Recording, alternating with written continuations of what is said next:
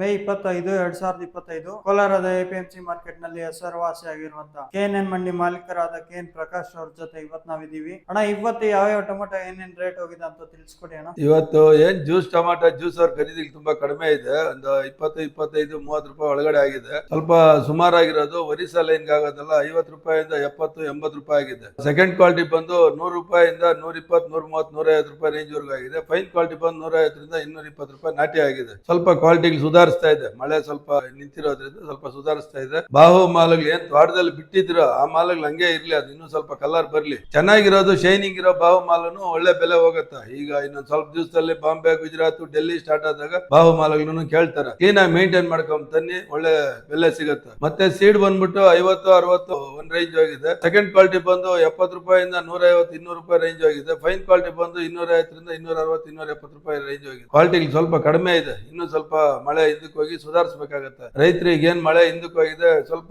ಗೊಬ್ಬರ ಇದು ಕೊಟ್ಕೊಂಡು ಔಷಧಿ ಹಾಕೊಂಡು ಸ್ವಲ್ಪ ತೋಟದಲ್ಲಿ ಕಾಪಾಡ್ಕೊಂಡ್ರೆ ಅತಿ ಶೀಘ್ರದಲ್ಲೇ ಬೆಲೆ ಬರುವಂತ ಎಲ್ಲಾ ಸಾಧ್ಯತೆಗಳು ಕಾಣಿಸ್ತಾ ಇದೆ. ಕಾರಣ ಏನು ಅಂತಂದ್ರೆ ಮಹಾರಾಷ್ಟ್ರ, ಗುಜರಾತ್ ಮತ್ತೆ ನಾಸಿಕ್ ಏರಿಯಾದಲ್ಲಿ ತುಂಬಾ ಮಳೆ ಆಗ್ತಾ ಇದೆ ಅಂತ ಮಾಹಿತಿ ಇದೆ.